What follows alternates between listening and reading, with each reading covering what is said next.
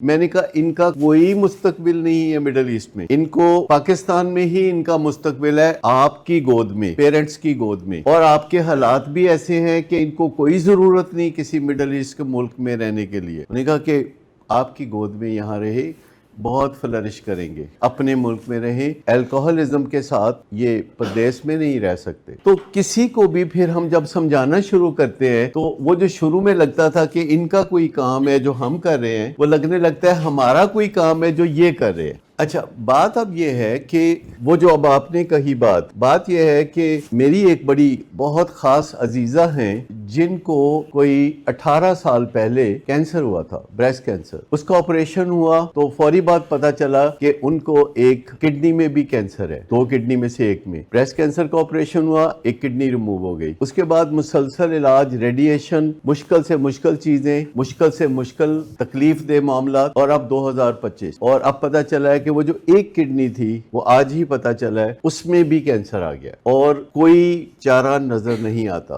وہ جو کینسر ہے اس کی وجہ سے آدھی کڈنی کو کاٹ دیں اور باقی خالی آدھی کڈنی پہ پورے جسم کو چلائیں، کیا کریں؟ ڈاکٹر سر جوڑ کے بیٹھے ہوئے ہیں تو وہ ان کو نہیں پتا کہ کیا کریں۔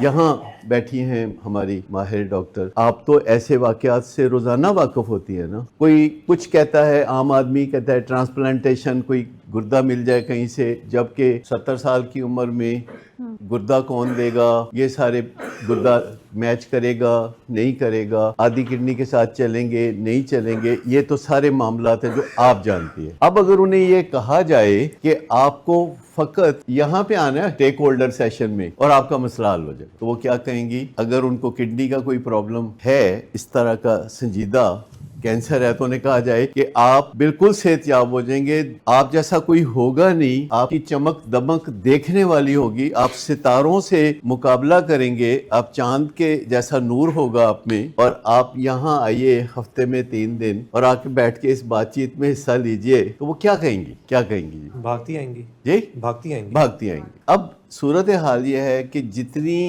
تکلیف سے نشے کی بیماری میں لوگ گزرتے ہیں، ان کی فیملیاں گزرتی ہیں، تو جب ان کو کہا جاتا ہے کہ اگر آپ فقط شیم سے نکل آئیں، شیم کو اپنی زندگی کے معاملات کنٹرول مت کرنے دیں، ڈھیٹ بن کے شیم سے نکل آئیں، کھل کے سامنے آ جائیں، آپ کی بیماری جو ہے اس کا جو ڈنگ ہے وہ نکل جائے گا۔ وہ جو کریونگ کا ڈنگ ہے، جو ہر وقت ذرا سی بات پہ کریونگ ہوتی ہے کہ اپنے نشے کی طرف چلا جاؤں میں، وہ جو کریونگ ہوتی ہے کہ موڈ اور مزاج کی خرابیاں جو ہیں وہ جنم لینے لگتی ہیں، تو جب کہتے ہیں کہ دیکھو یہ جو ہے آپ اس سے نکل آئیں شیم سے، اور یہ دنیا بھر کے تمام ڈاکٹر کہتے ہیں، ہم نے کوئی بات بنائی نہیں ہوئی، آپ چیک کر سکتے ہیں گوگل پہ جا کے کہ آپ کے علاج کو ایڈکشن میں اگر شیم گورن کر رہی ہے کہ شیم کسی دن کہتی ہے کہ علاج کراؤ تو آپ کرائیں گے، شیم کسی دن کہتی ہے کہ علاج مت کراؤ تو آپ نہیں کرائیں گے، تو پھر کچھ نہیں ہو سکتا۔ شیم گورن کرتی ہے۔ آپ اس پہلو کو سمجھتے ہیں؟ جب ہم کہتے ہیں کہ شیم گورن کرتی ہے، کیا مطلب ہوا اس کا؟ آپ کے علاج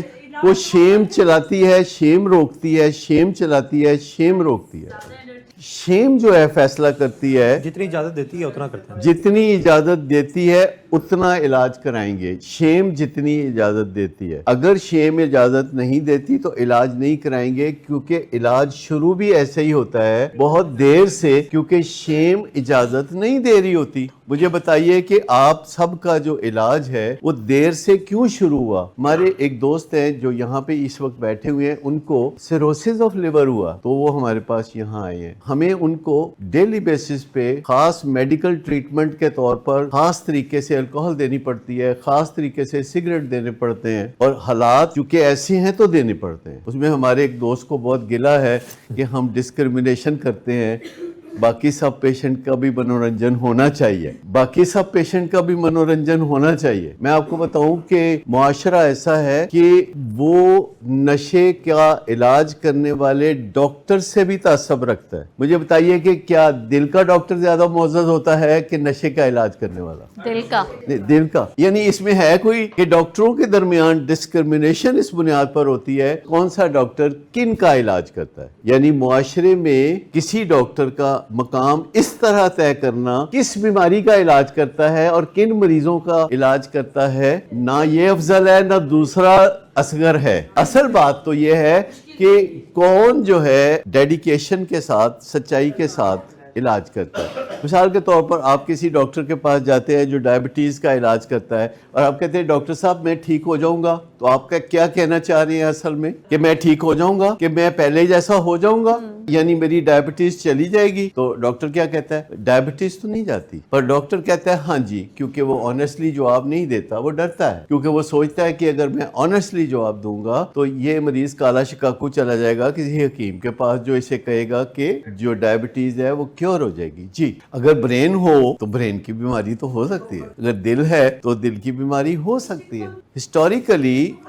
नई रोशनी के साथ, साइंस के साथ, चूंकि किसी भी चीज का जो स्टिग्मा होता है वो माजी बईज से जुड़ा होता है। हर बीमारी माजी में काबिले इलाज नहीं थी। कैंसर काबिले इलाज नहीं था। 50-60 साल पहले ब्रेस्ट कैंसर से खवातीन मर जाती थी। खवातीन सोचती थी कि जब मर ही जाना है तो फिर इलाज क्या कराएं, पर आज ब्रेस्ट कैंसर के बावजूद इलाज होता है तो उनका लाइफ स्पैन नॉर्मल होता है और वो नॉर्मल से बढ़ के जिंदगी गुजारती हैं। और ऐसे इलाज हैं कि कोई पहचान नहीं सकता कि इस खातून को कैंसर था। हमारे वजीर आजम ने पिछले दिनों अपनी स्पीच में कहा किसी कैंसर हॉस्पिटल का इफ्तिताह करते हुए कि वो कैंसर सर्वाइवर हैं, उनकी उम्र 70+ है और वो कैंसर सर्वाइवर हैं, वो मुल्क का नज़्म व नस्क चला रहे हैं, क्योंकि उन्होंने अपने इलाज को खुल के तस्लीम किया। बतौर प्राइम मिनिस्टर वो खड़े होके हर जगह कहते हैं कि मुझे कैंसर था तो मैंने इलाज कराया। उनके इलाज को शेम ने गवर्न नहीं किया।